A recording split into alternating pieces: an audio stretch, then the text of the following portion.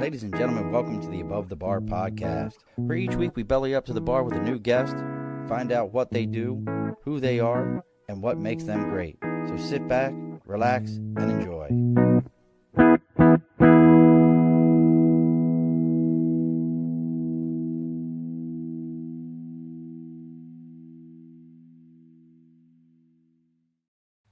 Alrighty, folks, welcome back to the Above the Bar podcast. It's your host, Sean. We've bellied up to the bar here.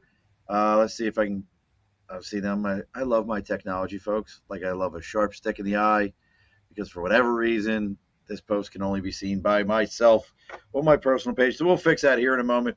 But we've decided to belly up to the bar, and y'all know I always love an interesting story. So I figured today, why not have us a peach from the Orange County? You like that? I told you. It's always off the cuff. So joining us with probably one of the most interesting and unique stories that I've heard in a long time. And he even gave me permission before the show. So for anybody else who's listening who that's never had this permission, I don't even have to call him doctor. But we will for the opening here. So joining us all the way from Orange County, California, we're going to be talking about how can we lead with compassion and accountability. So joining us all the way out there, it's Dr. Stefan Bean. How are you, Doc? I'm doing great, man. Doing great, Sean. You know, we talked about it. You said, you can call me Stefan, but I actually, I might just go with Doc. I always like that a little bit better. What do you think? Yeah, I think that sounds great. Yeah. You want to go with that one? Well, as long as you don't call me Mr. Bean, right? That's why I changed my name to Dr. Bean, so that people confuse me with that comedian. Listen, I understand that completely. You had to really, you got to work for those kind of things and get out of those. You want to get caught into all that stuff. So, as always, folks, before we get into talking about the good doctor here, about how he got to this point, a little bit of his background. As always, let's talk about the big board over my right shoulder. That sticker and a cause. If you have something you believe in, something you're supporting, something you want other people to know about, reach out to us on Facebook, LinkedIn, YouTube, Twitter, Twitch, Instagram, TikTok. Our website is theabovethebarpodcast.com. Our email is theabovethebarpodcast@gmail.com. You let me know what you got going on. I'll tell you where to send that sticker to. We read about it live here on the air. Cost you nothing than I don't even know how much a stamp is anymore. It's like $40, $50 for a stamp. I don't know. They keep telling us. They keep telling us they can't afford it, right? Isn't that what it is, Doc? I think so. Something like that. It's not pennies anymore, that's for sure. I know. I can still remember getting a 10-cent stamp, and then you'd have to get the 2 little 1 centers that went next to it and all that stuff. So make sure you let us know what you got going on, and we'll read about you live here on the air. And let's talk about the people that pay the bills around here. For the 20 of you that's joining us, make sure you're giving this a like, share, follow, all those things. But let's talk about the people that pay the bills around here, and that's Budget Blinds of East Greenbush, Hudson, Coxsackie, Schoharie, Del Mar, and Clifton Park, North America's largest custom window treatment company. They're handling everything from blinds, shades, shutters, drapery, window tint, you name it. They measure for you. They install it. And this is the biggest thing, folks. Somebody asked us once recently, what makes Budget Blinds different from everybody else? Well, listen, if you're a DIYer, you can go do all those kind of things. But here's the biggest thing. They're coming to your house. They're doing it in your house. They're doing it with you. They're doing everything. And all their products come with a minimum of a 5-year, no questions asked warranty. What does that mean? Well, that means if you have a kid that Jackson Pollock's one of your window treatments, and if you don't know what a Jackson Pollock is, go learn. I can't help you. And Jackson Pollock's one of your window treatments, you can pick up the phone and call that local Budget Blinds, and they will replace that shade at zero cost. That shade will cost you nothing. So make sure you're reaching out to your local Budget Blinds. And if you're in the capital region, you reach out this month in February. Those Budget Blinds are doing 20% off product. And as always, if you mention to them you're there to belly up to the bar, that's another 5% off of those window treatments you're going to get. So again, folks, reach out to Budget Blinds of East Greenbush, Hudson, Coxsackie, Schoharie, Del Mar, and Clifton Park. All right, Doc, all of it's done. How are you today? Doing great. Thanks. Thanks for having me, Sean. What is the weather in California right now? I just need to know real quick. You know what? Actually, unfortunately, it rained heavy last night. We're going to get some storm this weekend. That's pretty unheard of, Southern California. Not like New Yorkers with snow. No. Yeah, I mean, we did pretty good. We this is the first day in about 18 or 19 that we actually broke. Yeah, we broke 32 degrees. We made it to 37 today. Wow. I just want you to know that. I want you to know Wow. how. I mean, it's pretty impressive. I mean, we're making things happen here. So let me make sure I got this right. So born in Vietnam, Yeah. and now my brain's going to stop. Operation, was it airlift or airdrop? So it's Yeah, Operation Baby Lift. baby lift. That was it. Yeah. Where they brought a whole bunch of Vietnamese children back to the United States after the war. Um, Large populations, obviously, in California. Houston has a huge population of Vietnamese. Also, if you ever listen to the show, you hear me talk about Viet Cajun food. I want to try it so badly. Yeah. Yeah. That's a big Viet. That's a big thing in the Houston area. So you were brought, but you had kind of a unique situation, even being brought here, didn't you? Oh yeah. Oh yeah. Born in '71 during the height of the Vietnam War. So because of the war, there wasn't enough. The healthcare system was totally dismantled. So there wasn't enough polio vaccinations to go to every single child. So literally, they'd give every other child a polio vaccination. I tell people that, hey, I was blessed to be skipped because I wouldn't be in front of you right now if I got the vaccination. Well, because I didn't get it, it left me paralyzed from the waist down. I had severe scoliosis, and so my parents actually abandoned me on the streets of Saigon, and then an orphanage brought me in. So physically, just left you. Just left me right in the streets, man. Oh, And I was about 2 years old when that happened. Yeah, so 2 years old, left on the street in Vietnam, and and then an orphanage you must took have been me a in. cute kid, though. Let's be honest. You had to Well, be a cute kid. that's what You had to be a cute I kid. say. I had to be cute sometime. I mean, because let's be honest. I mean, 'cause if you weren't a cute kid, Doc, let's be honest. They might have been like, I'm Good thing, I guess. A good thing I was cute because they brought me in. So, but I was there. I was there for about 2 years, and then in '75, to your point, Sean, Operation Baby Lift was executed by President Ford. That was a huge military operation, along with social services, to bring 3,000 refugees right before Saigon was to fall, to be airlifted and flown to different countries like the U.S. to be placed in foster homes or adopted. The day April 6th was such a chaotic day that the staff were running around and trying to get these babies on these planes. My records, my braces were put on one plane. Then they mistakenly put me on another, and the plane that had my records, the one I was supposed to be on, took off and it crashed. So over 100 Were there people. people on that plane, or was it Oh, just record? there are over 200 people on that plane. Wow, I've never heard that. Yeah, 93 orphans died on that plane. And that's all a part of the historical documents of Operation Baby Lift. So, fortunately, I was on the other plane out and made it safely to the United States. Brother, I've never heard I've heard the story of Operation Baby Lift. I've seen stuff about it, but I've never heard that one of those planes went down. Yeah, Wow. it was a two-decker, right? And so when it took off, the back door blew out, and then it crashed right off the takeoff. Now, out of curiosity, and obviously you've been here now since you was at that point, what, 5 years old? Yeah, Excuse me, about 5. 4 years. Yeah, 4 years old. So, I mean, have you ever gone back to Vietnam, connected with your family there, anything? No, I try to research the family, through all those ancestry type of things, and no luck. But I do plan on taking my 4 kids and myself at the end of this year to celebrate the 50th anniversary of Operation Baby Lift. Yeah, because I mean, I mean, it's such a unique situation you have there where part of you have to say, well, that's my heritage. I want to go, I want to Yeah, see where I came from. But at the other side to it, I mean, how would you even react if somebody was like, I'm mom and dad, like, listen, yeah, you turd. Like, is it like one of those, like, listen, you turds? Or you don't know their situation because you don't know, like, listen, we don't have like the saying goes, a pot to piss in and a window to throw it out. How have you given? I'm just curious right now because have you? My mother was adopted, but she was adopted by family members. yeah. So I'm very curious about these things for people. It's interesting. I've never been curious enough to know who my natural parents are. I mean, basically, they abandoned me on the streets of Saigon, right? And for a reason, couldn't care for me, obviously, because I was paralyzed. But I really think that, as I reflect on my whole childhood, it was the Beans, right? So Greg and Judy Bean, when I landed in the United States, they met me in Seattle, then took a flight down to San Diego where they resided. And the Beans were amazing people, Sean. I mean, Judy Bean had the biggest heart, love, compassion for the most vulnerable in our community. They took over 100 foster kids in that household. I Uh, just love her name. Judy yeah, Bean is probably one Judy of the Bean. coolest, is one of the best Yeah. names. If that doesn't sound like some lady who's like taking care of everybody, Yep.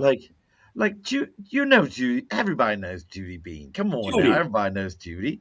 Judy and Greg Bean too. They're Oh, both great names. that's so great. Like because everybody knows Judy. I mean, come on. Like That's like Judy sounds like Judy was making cookies, it's and Greg exactly right. and Greg sounds like he was probably like mid management, or like close to an exec somewhere.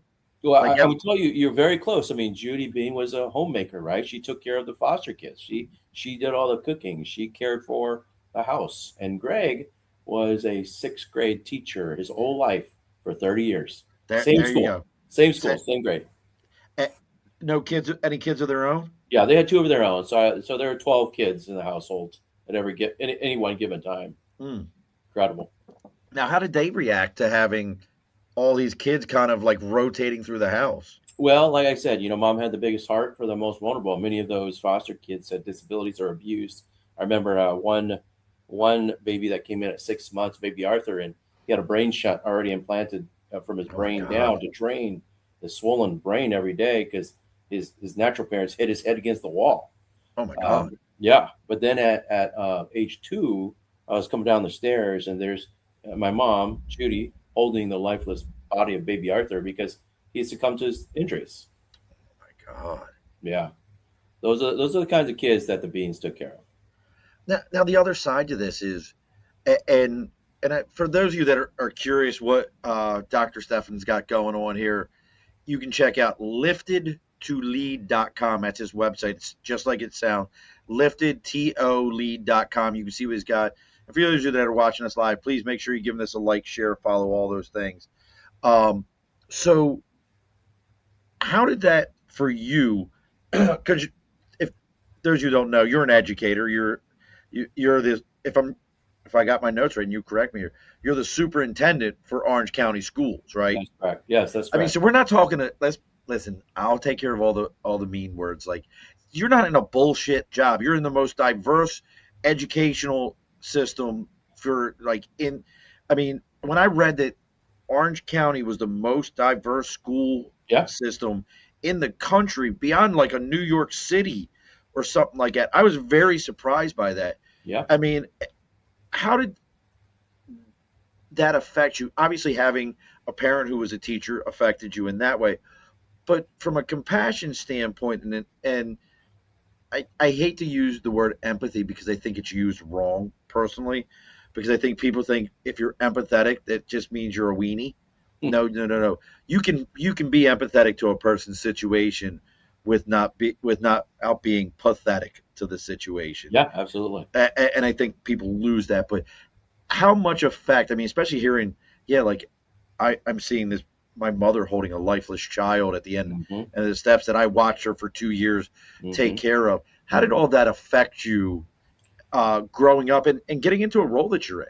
Yeah, Sean, it actually formed who I am as a leader, right? And I think that leaders need to have this to lead from the heart. And so when you see abused children come through the house, or when you see homeless people, and when you see, so I have three black sisters, and I got two Latino brothers who are autistic. So you talk about diversity, right? I mean, we have diversity in our household, and actually kind of represents the diversity of Orange County, frankly. But all of that to say is that you grow up to learn to listen, and that's what we talk about in Lifted to Lead is listen and learn to one another, right? And when we begin to do that, we can actually have conversations.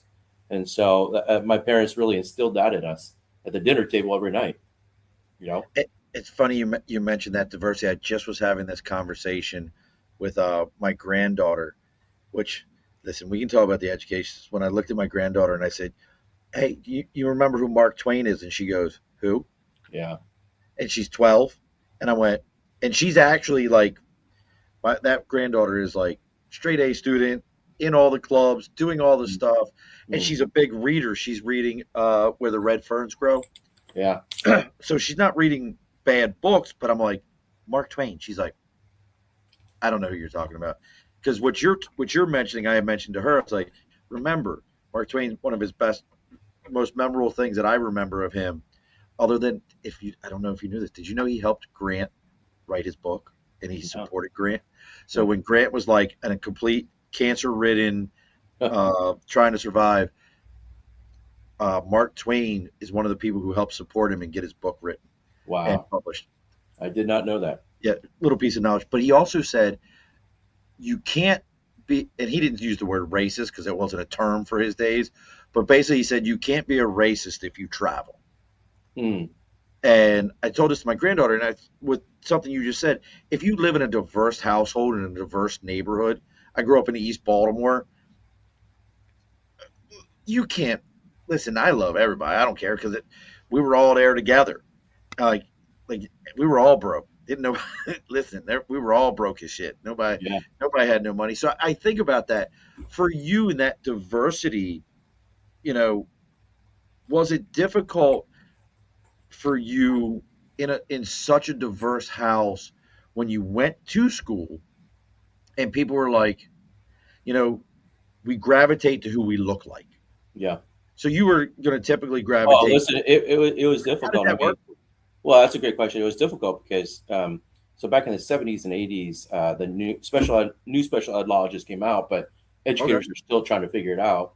And so, I remember in third grade, I had kids on the playground always said, "You don't belong here. You shouldn't be playing Foursquare." Remember one kid, pinned me against the wall before we got to the classroom, and he slapped me across the face and said, "Hey, you don't belong here. Get out of here." Right. So to your point, yes, when people aren't around people that they're not used to, you know, whatever it may be, their defense mechanism or whatever it is, and so I that has formed who I am as a leader, which is, you know, I have this reputation. I don't really care about um, all these adult issues if we just center the work around what we're supposed to. And that's our kids, man, we're gonna make a lot of gains for our kids, right? So Absolutely. leave out the politics, leave out all that stuff.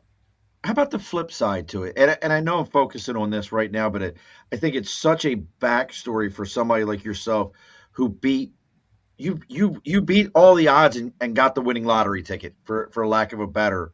Sure. How about the other side to it? When you met other Vietnamese children, there was that recent show, Made in America, which was absolutely hilarious to watch that. I love that show. But he talked a lot about like, and even I'm trying to remember the chef's name. He talks about this. A lot of the famous chefs that are from out that way, that were Asian American, and they talk about like, man, I didn't want to bring the kimchi to school that mom was packing. But you Mm-hmm. had kind of an opposite experience. Did I you did. did you experience anything where they were like, yeah, you look like us, but you don't act like us. What's your problem? Oh yeah, absolutely. I mean, I grew up of course, in a suburb white area, and so even myself trying to, coming from or going into a new country, just trying to even understand who I was, right, or where I came from, and other kids reminded me that I didn't look like them. Other kids reminded me that, they looked at me weird. Now there were some kids who, the kids that I gravitated most in elementary school were other kids from other countries, right? Okay. So it was interesting, but that's all that to say though that as I grew up, I didn't do very well in elementary school for a variety of reasons, mainly because I had lots of surgeries, I had health issues, and one of those surgeries that I had was a spinal cord fusion where they cut down my spinal cord, Oh my gosh. chisel each vertebrae, and then attach two rods down my back and tie it up. And it left me in a full body cast from neck to ankle for 9 months. And this is in fifth grade. So, but I never. Let me tell you this. I never let my circumstance define me. I was always about hope and thinking about the next day when I got out of that cast, or I'm strong to get over this. But it wasn't until sixth grade when Mr. G and look, Sean, we've all had these teachers that whisper something that changed your life, right? Mr. G said, Stefan, I don't care the fact you're in a wheelchair. I don't care the fact that you're an English learner. What I do care for is that you have this gift. He said, you have the gift of gab. He told me I like to talk a lot. And guess what? He cultivated that, and here I am, big communicator. See, that was Mr. Burns for me. Yeah. That was Mr. Burns. I can tell you 100 stories. He had a big beard like I got. He was that teacher. I even had a teacher one time, and I don't know where this came from. I was like, maybe I'll be a corporate lawyer. And I had a teacher tell me that, oh, you can't do that. My daughter, this. And I said something to Mr. Burns, and I ended up finding out that Mr. Burns went and found the other teacher and was like, don't you ever tell a student of mine he can't do something. Yeah. Like he dogged the guy out and was like, so I get that completely. So now here we are. You're going in. You go to college to become an educator. You get all the bells and whistles to do that. Where does your education journey start as far as teaching is concerned? Yeah, actually, I went to college at USC in the entrepreneurship program. So I went to go to Okay. learn how to start my own business. Actually, did start my own business right out of college. Actually, we, What'd you back do? back in the early '90s, we created these collaborative software, which allowed people to uh, do word processing in various parts of the world. So, i.e., Google Documents, right? Uh, Right. but we were way before our time. So because back then we had that phone line, right, that made that beach noise.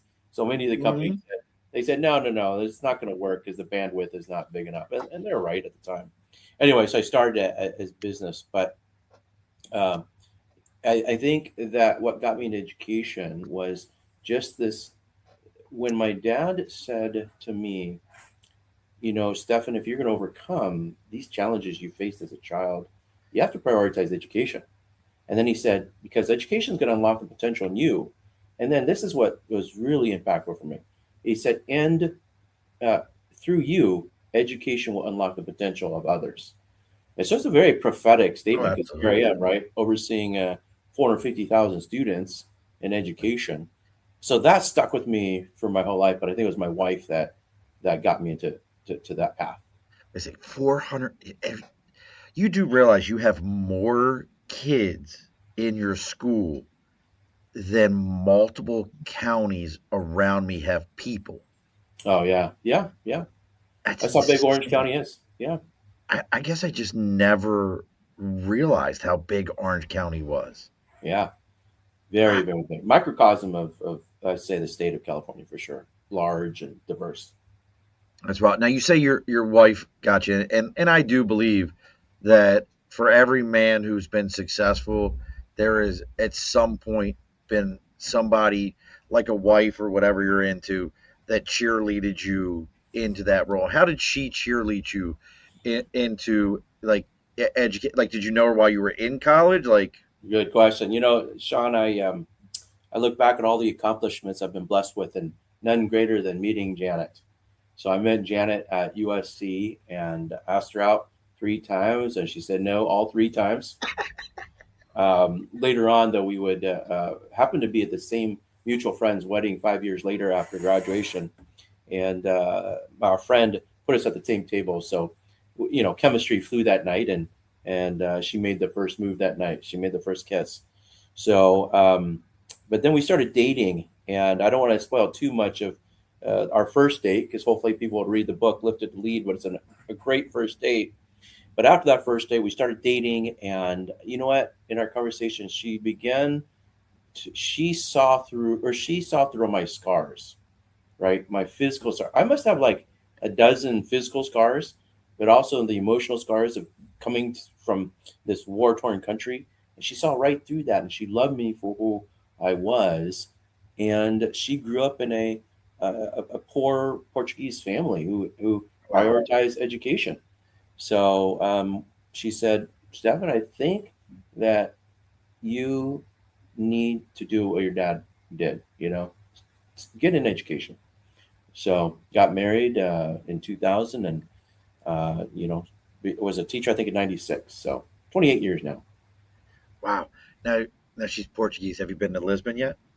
No, but we're planning to take another Bro. trip to the Azores. That's where they're from, the Azores. So Okay. So yeah, from that's the islands yep, out there. yep. We just went to Lisbon last year, and absolutely one Oh, of the one of those places you don't realize, yeah, like as Americans, we don't realize how old the rest of the world is. yeah. And I've been to those places. I've been to Venice and all that, but you don't realize how old the rest of the world is till you get there, and you're like, oh, we really are a bunch of babies and all that. Like we're the little kids. Like we're the little kids at the end of the table, even though we're demanding everything. So she helped you out. Um, Even that part of it. And again, folks, we're talking with Dr. Stefan Bean, not Mr. Bean, Dr. Stefan Bean, Yeah, not the comedian, Sean. not the The comedian. comedian is Mr. Bean. Okay. And his website and his book is liftedtolead.com. And again, that's two is TO lead.com. Make sure you're getting a copy, checking it out. Um, so even getting into the education side, because I guess in my mind, early 90s, you said you started teaching in 96. I can still see the buildings when I was a kid, and they all seemed fairly accessible by that point. The ADA laws were in. Yeah, But what was, when you're interviewing yeah. and you're like, hey, English was not my first language. I don't know if you still speak Vietnamese or not Yeah, from those days. You lost that just over yeah, time. yeah. Hey, I know I'm in a wheelchair. This is my background. Yeah, I'd like to teach what was your teaching degree in? So elementary, or I could teach K through eighth grade. Okay, so kind of more general studies. Yep. Kind of, hey, I'm here to give me a room full of first graders. I got this. Like what was that conversation like? Because I can imagine them being like, "Listen, bud, like we appreciate you." Well, Sean, I mean, if people are being honest, they certainly have implicit bias. I know that actually I was turned down for some jobs prior to that because the job entailed traveling. And they said, you do have to travel, right? So obviously that's an implicit bias statement. But yeah, even sometimes I even doubted myself. Would I be, okay, how am I going to decorate the walls and get in there? But I think education is the perfect place for a person with disability because other students get to see this adult model that they can overcome things, right? And so yeah, I just had people help me decorate the walls. I was able to get around the room, and kids just always got attracted to me because I was just down to earth kind of a guy. But yeah, our interviews, you could definitely tell there's hesitation behind those certain questions, and I didn't always get that first job that I interviewed for. You Yeah, know, yeah, I was curious about that, and I guess the other side to it is, and staying with your statement about those bias, did they try to push you into like, well, maybe you would be better with the special education kids, like trying to push you over, like listen, we'll keep you yeah, over there. that was actually as I was moving up. So, I was a teacher for a while, and then I started interviewing for principalships.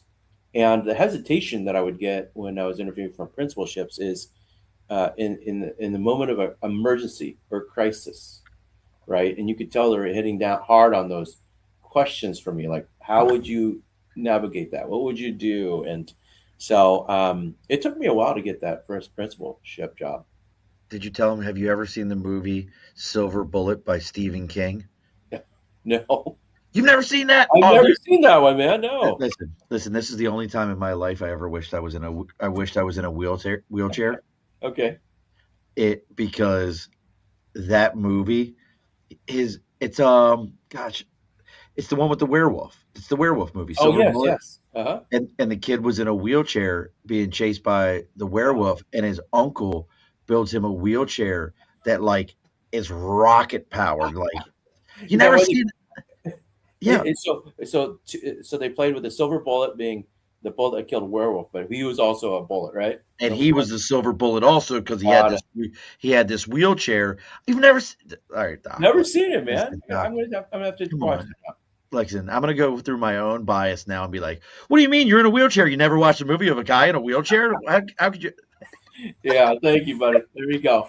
Talk about I'm gonna go into my own bias now. yeah, there you go. But Now, through all that, no, I'll tell you something, Sean. Though through all that, I never played victim, right? I always knew that, hey, yeah, it's going to take a little bit extra to overcome these things, so I overcame them, right? My parents instilled in me. Like, there's a great story. I was growing up.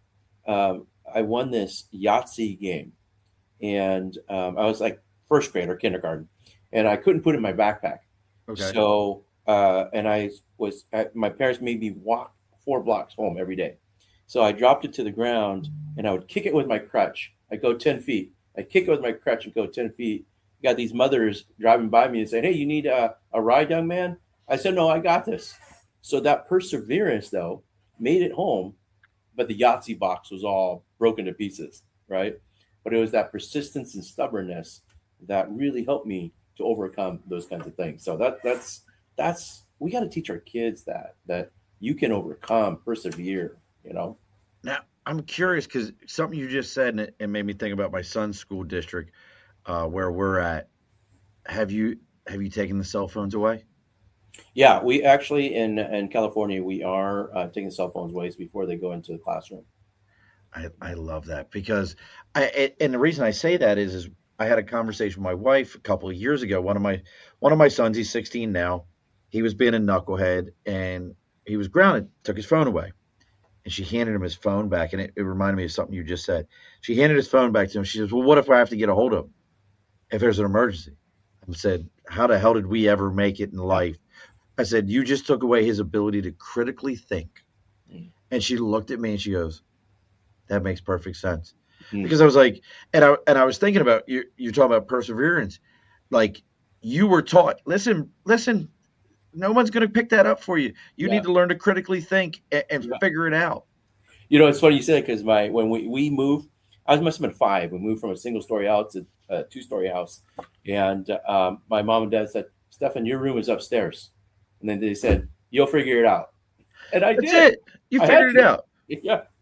Did you do the butt scoot up or did you Yeah, no, I did that. I did that, like the military crawl up the stairs. Okay, fair Yeah, enough. and then slid down, face first. So you had more fun than everybody else getting down the steps. Absolutely. Yeah, it was fun. Oh, that's great. Listen, Stefan, I mean, I love your story. I mean, Thanks, just man. the fact that of coming from another country to the United States, that in of itself, I think most Americans don't grasp that concept Yeah, that like because you would never in a million years hear somebody say, "Oh, well, I live in South Africa and I just adopted an American child." yeah, That would never happen. Like if that ever made it on the news, you and I both know that would be national news. They would shut the world down if somebody was like, "Yeah, yeah, yeah, I adopted this American child. He was in a bad place." Would never happen. But bringing somebody here, we don't think anything of it. Have you ever given that a thought in any way? I mean, just throwing that out there. no, but I've given a lot of thought about how blessed I was to be Absolutely. brought over, right? And that if Americans didn't have that generosity of receiving children, right, I would still be in Vietnam. And by the way, children in Vietnam, where they're disabled, they're put in a corner of a house, right? Literally. Especially in the 70s and 80s, and not to be Wow. seen, right? So, So, all right. So, next question here. Now I'm looking over, and lifted isn't what we think lifted is. Like, yes, lifted. Baby lift was the program, but lifted is an acronym also for you. yeah, yeah. It's That that leadership acronym that I've learned from all of these experiences, right? From the airlift of, okay. of my parents, from the lift of Gregory and Judy Bean, and the lift of Mr. Geisinger. By the way, back to Mr. G, the what because he cultivated that, he said, Stephanie, you're just going to give oral presentations this whole year, and you don't need to write. whatever you learn, just speak it. And so because of that, I built the communication skills, and I was invited to Washington, D.C. to speak in front of 15,000 people on the steps of the Lincoln Memorial at the age of 14, right? And so he lifted me, and that moment lifted me. But it is an acronym for how we should lead. And so the first is the L is listen and learn. The I is we inspire potential in people. And the F is we foster authenticity, meaning be real, right? Be real with yourself, I love that. other. Yeah. By the way, people will follow real people, right? Not somebody who's just like thinks they know it all. And then transform through hope is the T. I'll share this one. I think you would appreciate this. They did a study of the POWs in Vietnam, Right. and Stockdale was a POW who survived, and half of the POWs survived, and the other did not. And so they did a study and discovered that those POWs who did not survive had hope. They had hope that they would be rescued in the summer, hope that they'd be rescued in Christmas, and it would never happen, right? So what happened was that hope turned into despair. But Stockdale, they learned from Stockdale that he had hope, but he also understood that the situation he was in, he was tortured, he was captured, Oh, he was in a bad situation. So he had to face the brutal facts and still had hope. And that's what get half of those people out of there. So that's what this transform through hope is, the T. And then the E is we have to empower strength. Just like your teacher, Sean, and my teacher, they knew we had a strength in us, and we have to empower that in one another and our kids especially. And the last one is develop others, because let's face it, at the end of the day, if I'm the superintendent, our job is to educate these kids because one day they're going to replace us, so we have to develop them, right? I, I'm going to tell you, to me, like all of these are great, but I love the development other thing. Yeah. And because coming out of the Marine Corps, that was actually the toughest thing for me to deal with Hmm. civilians, Hmm. because I was used to in the Marine Corps, if you're a sergeant, you're not doing a sergeant job, you're training to do a staff sergeant job. If you're a staff sergeant, you're training to do a gunny's job. I don't care that that's your responsibility to do these things. You also need to learn the job ahead of you. That's right. When I got out here, that was such a Stefan, that was such a challenge for me because I expected that type of and no, no, no. I need to, and I understand it from for civilians. They wanted to protect their job and protect their world, because if I teach Murph how to do this and he's better than me at it, he's going to take my job and I'm going to lose my job. Right. That's the mentality a lot of us have. It's crazy. Yeah. Why do you think, you know, and you're an educator, so you have entire departments. We beg for educators. We beg for people to go into that world. Why do you think that's still such a challenge even in that world? Well, I think because just like you said, it's natural for us to have this sense of self perseverance. It's natural for us to be competitive and think about, well, be selfish in that way. I think it takes a different level of a person to really think about, no, we actually should be training and develop people to take over our jobs one day.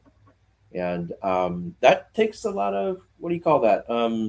Gumption, Gumption, intestinal, maturity. Yeah, intestinal fortitude. yeah, exactly, exactly. You use And I all will the say this: terms. I think the military is a great example of that whole idea that, yeah, we have to develop every single rank because they're going to move up and replace us, and that's what will keep this machine running, right? That's it. And if somebody was and I'm going to kind of lean on this for a second.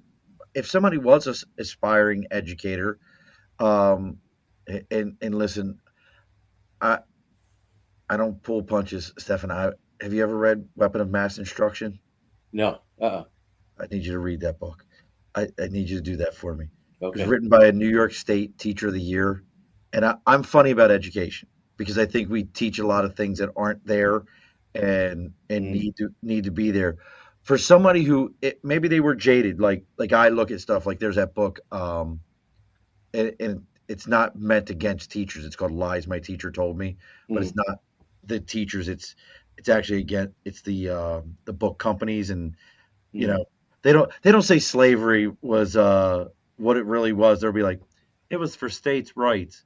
You mean all those guys that walked away and said, hey, if you don't let me keep my slaves, um, Mm. we're not sticking around here. That wasn't was it? No, no, it was states' rights. But if you run into somebody who's jaded in that way and they've read these kind of books and they've seen these kind of things, or they just said, hey, you know what? I didn't have great teachers like you and I had. I love teaching people stuff. It's one of my favorite things to do. How do you get them as somebody in a role like yours, especially like you just said, 450,000 kids, dude? That's blowing my mind. How do you get them to say, hey, there's a real purpose in you doing this? How do you get that into somebody? Well, it's interesting, Sean. There are lots of, I mean, you and I experienced it ourselves. There are lots of great teachers that understand when they're in that teaching profession. It is about developing and inspiring the kids to be who they want to be. I think that naturally you go into that field for that reason. But I also think that, because of we are expecting our teachers to be mental health counselors, special education teachers, mathematicians, reading specialists, all of these things. And I think that there isn't a clarity for our teachers, or even sometimes the support that they need to be able to inspire their kids. And so, um, and with that also is that politics and adult issues confuses our teachers too, right? I was a teacher. Let me just teach, right? That's it. That's all you want to do. Just let me teach. And then not to say, listen, there are vastly more uh, great teachers, but then there are some teachers that are not good. So I think the profession needs to do a good job of how do we elevate, how do we elevate teachers? By holding high expectations for everybody in education, right? I mean, you said it on your title. We have to hold them accountable for good Yeah. teaching, right? So I think that we can't be shy. Listen, even if you have teachers that are average, I don't think I would. I'd rather have a great surgeon than an average surgeon doing an open heart surgery, right? You think? Maybe. I Yeah, mean, maybe. So uh, I think our students deserve the same. They deserve great teachers. now, that you just brought up something, and it's something that we've experienced in where we're at. We have I wouldn't say I have a rural school district, but I have a smaller school district where I'm at. Yeah, How do you keep that passion or help somebody keep that passion for teaching when they're tenured? They're like, listen, man, uh, you you got a better chance of getting a tick off a dog's ass and get me out this door. You know what I mean? You know what I'm talking about? Because I listen, I know. worked a union world. I love working in the unions, but you're in that really tough spot. And if this is one of those things where you're like, Murph, I plead the fifth. I understand. Also, I don't mean to put you on the spot, but how do you keep that passion? Because that's where we talk about that compassion and accountability. Like you have to be compassionate to teach people. Because Yeah, my kids drive me nuts, I think and you I have just have to keep reminding teachers that they have the lives of children in their hands, right? And so you need really good coaches, you need really good leaders and principals to coach into those teachers that may be struggling. I think that if those teachers who are struggling, if they don't get the support they need through actual authentic coaching, it's not their fault because they may have never heard that maybe nobody's ever told them the things that they could do better. And if nobody's told them that, that's not, they can't improve. And so I really think if there are average teachers, we need to look at leadership and we need to look at principles and we need to look at how we're developing and supporting our teachers. Um, and if there are teachers, if we do everything we can to support them and they still aren't good, then we have enough to say, you may be in the wrong profession. right. Underwater basket weaving is a thing. Yeah. Yeah. Hey, folks, it's just about time for that last call. It's Valentine's Day coming up, so you need whiskey worth falling for. This episode is brought to you by New Scotland Spirits because nothing says I love you like a bottle that actually means something. Whether you're planning a fancy dinner, a cozy night in, or celebrating your favorite person, you New Scotland Spirits is the kind of whiskey that shows up with style. Handcrafted in upstate New York, it's bold, smooth, and unforgettable, just like the best kind of love. Visit newscotlandspirits.com to grab a bottle in time for Valentine's Day. New Scotland Spirits, whiskey worth falling for. You like that? I know you like that. The I like voice. that. I like that. You, Although I'm not a whiskey guy, I'm a red wine guy. So all and a right. beer. I love beer. And listen, I like beer. I like beer. So Well, let's hold on. We got to get into this for a minute here. Oh, wait, so Kristen, our favorite Kristen. Kristen says, "I love that you have the lives of children in their hands. That's so empowering." She's absolutely right. All right, so let's ask this question: Are you a Merlot guy? Are you what? And I'm a room temperature Merlot guy. I will go with a great a beer first, like a Bock, okay, Okay, heavy beer, German beer, I and like then it. if I drink wine, which I like red wine only, it will be a Merlot, dry. Definitely a Merlot.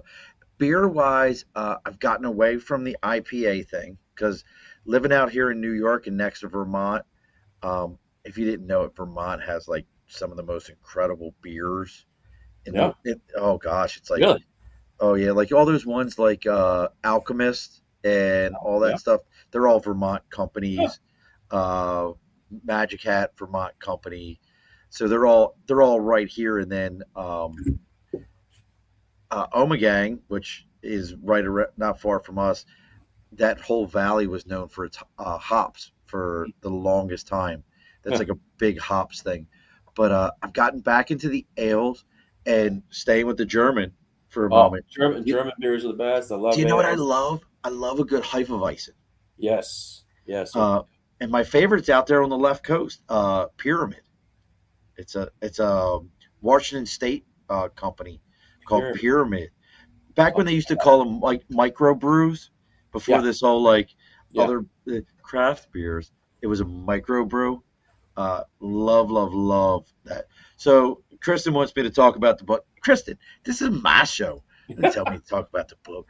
This is my show. I've mentioned that book like 35 times already. Give me a break. I don't even do math. But we are going to talk about the book a little bit. So what it really inspired you to write this whole entire thing?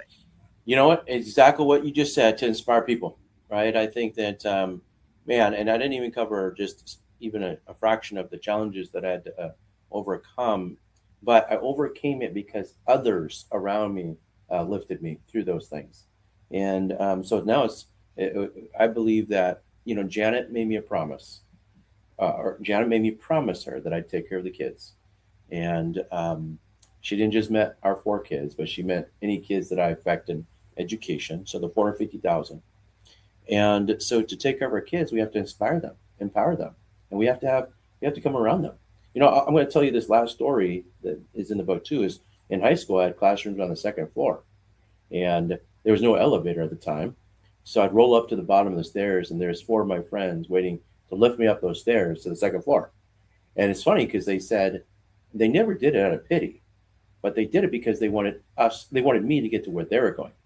So if we want our kids to get where we're going, we need to lift them. And that's what this book is really about: is how do we lift our students? How do we lift individuals, people? Because when we do that, it's going to lift the community. That I Now I'm going to ask, how many of those four guys do you still stay in touch with? You know what? Great. Two are my wedding.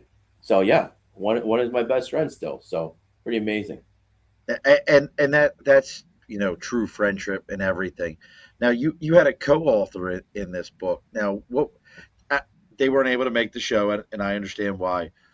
But this is your story, and I'm always curious when people have co-authors in these situations. Yeah. This was your story. Why a co-author?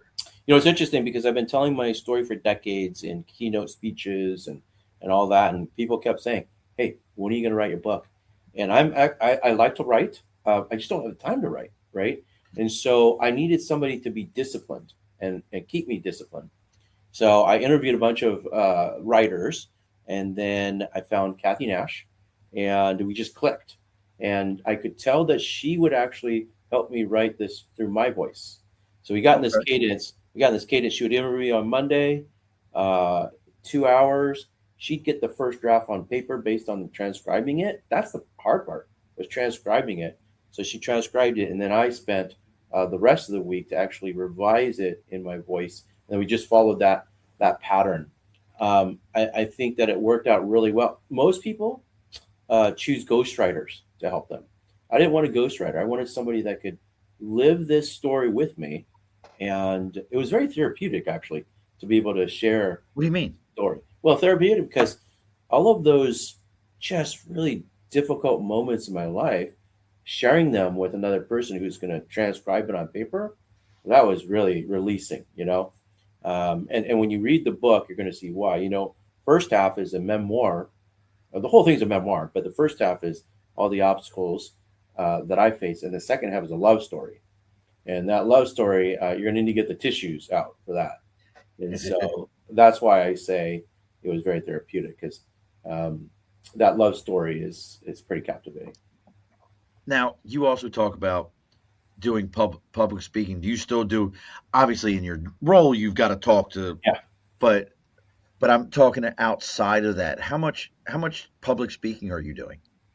I used to do a lot more before I was a county superintendent, and now this is my priority. And I love this job because I'm out in the community, sharing the story, sharing how we can really lift our kids and educate them. Um, but I will be taking time now that the book is out, soon and shortly, to go out and wherever they'll have me, giving a keynote. Now, I'm gonna put this out here now. Okay. So when they make your life into a movie, Okay. and they make it into I listen, anybody who I've ever been on the show and I feel like their story might be a movie or something like that, I got one rule.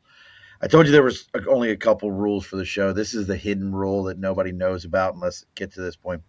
And that rule is, if you get to walk the red carpet, you have to take me. Okay. It's All really right. what it. That's really what it is. I know you have a wife who's been through all this with you, and all these other things, but she's gonna have to just wait, because the random guy that you've just met about an hour ago is who you're actually gonna have to take on the red Well, carpet. Sean, Sean, the book. I mean, you're gonna see what happens to my wife. So, yeah, it's pretty. Yeah, it's gonna hit with people who have had relatives or spouses that had health challenges. So Janet did go through that, and not gonna spoil it, but it was a while ago. So, I am that single dad right now. So I'll just Oh, say that. really? Yeah, yeah. Don't do that to me. Like, listen, I was I'm joking gonna with leave you. I'm gonna you. leave you hanging, man. Don't do that to me, Yeah, Stefan. yeah. Like I was saying that from a joke, and now you're going. No, it's all good, man. Listen, Come listen. I on. had to say it. It happened in 2020. It's all good. My family, we have moved forward, not on. It's hard to move on, right? You should never move on. You never move on from a loss of somebody, but we've been able to move forward, right? And it's a beautiful ending to that story I just showed you. So, I'm won't gonna spoil it. I'm gonna ask you a tough question, man, Yeah, and it's tough in my mind. yeah. So I'm a very God fearing person and go to church every Sunday. I believe I'm a strong believer. I don't know if you have that faith or not, Yes, or you do. what you're. Have you ever asked the why question? Oh, you know what? When the journey, when this health journey began, I asked the why quite a bit, and I was angry with God. Asked him why a lot. Even my childhood, I'd ask God, That's what I'm why am saying. I? Like, every Yeah, time I turn, I mean, why am like I you, disabled? you didn't Why have an can't easy I walk? road. Yeah, why can't I walk like my friends? Why can't I play basketball? I ask those questions all the time, and I believe, though, just like, since you're a believer, and David was so authentic in those Psalms. So I believe that's what God wants. It's just authenticity from us. Be real with him. And yeah, I shared my moments of anger and doubt, but I think that, to your point, he answered. He made something. He says he worked the good in everything, right? He works the good in Right. all things. He works for the good, right, to those who love him. And even though you're going to see in this book some tragedy, there was goodness that came out of it. I mean, I'm going to be honest with you, brother. I mean, you've got a level of strength that I, I don't think most people understand. And, and I'm a true believer in we're only given as much as we can handle. Yeah.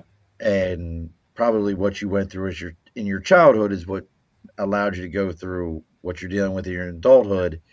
Yes. And I'm not trying to be your therapist, but I'm just hearing this and thinking to myself, where would I be like in your shoes? And I don't think I have that callus.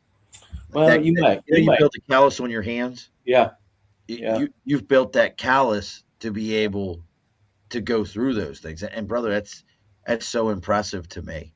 Well, And I it think to really your means point, a lot. I think it's those that we surround ourselves with, right? The community that gets you through those things. You know, I mean, so your brother in arms. Your brother in arms. That's what gets you through those absolutely. conflicts. So So we're getting ready to close things up here in the next couple minutes. Uh, any speaking engagements, anything like that coming up? Where if I was out on the left coast, the wrong coast, the left coast, I'm an East Coast guy, man. You guys have good pizza. You know, like why does your pizza suck so bad? I have a good pizza place by our work. It's really good. So Ah, if you're here, I'll take you to that place. listen, I'm the guy who like shows up in California. Sourdough crust, brother. I, okay, I would try that. It's I had to hook you up with a buddy of mine though who owns a barbecue place out there. Cali okay. Comfort Cali Comfort Barbecue. No, never heard of it, but I love barbecue. All right. So what kind of speaking engagements, anything else you got going on coming up here where somebody can Well, see you? we're gonna be in Barnes and Nobles coming up here in a month, and several of them, and so we'll be able to tell their story and share the book, and that's on the author side. And I know we're gonna be during the summer hoping to keynote speak, out of the county, out of the state. So, but we'll keep people updated on the liftedtolead.com website. So there Um, you got the website. How about like Instagram? yeah, Anywhere else they can find it? we're at Instagram, Lifted Lead. You can actually get the book simply on Amazon. It's pretty simple. You just go to So Amazon, type it in, Lifted to Lead. is there an Uh, audible version of it? uh, so our publisher told us we'll wait for a year for the Audible version because that you don't really make too much royalties on that. So he said Okay. let's just get the actual. We're going to have a digital version here in about a week or two. So All right. Tell your publisher, guys like me only listen to Audible books because I get it. I'm in the car for 2 hours a day, 3 hours a day. Hey, So should I do the Audible book? Use my own voice? I'm going to tell you, I actually like it better when I listen to Audible books and the author is the one reading it. Okay.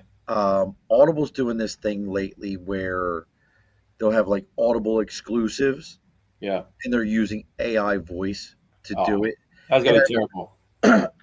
like you you don't realize it's AI until there's certain words, and I'm trying to think of one right now, but instead of saying water, it'll be like water.